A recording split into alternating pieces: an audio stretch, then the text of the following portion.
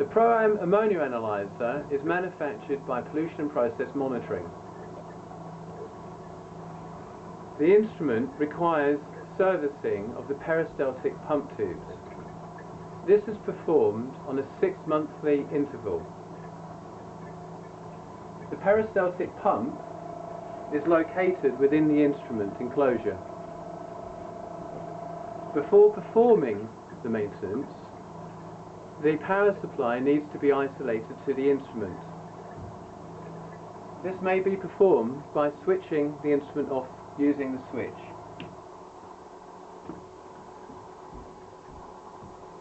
Before performing the replacement, it's important to remove the sample tubing and the reagent tubing from the barb fittings.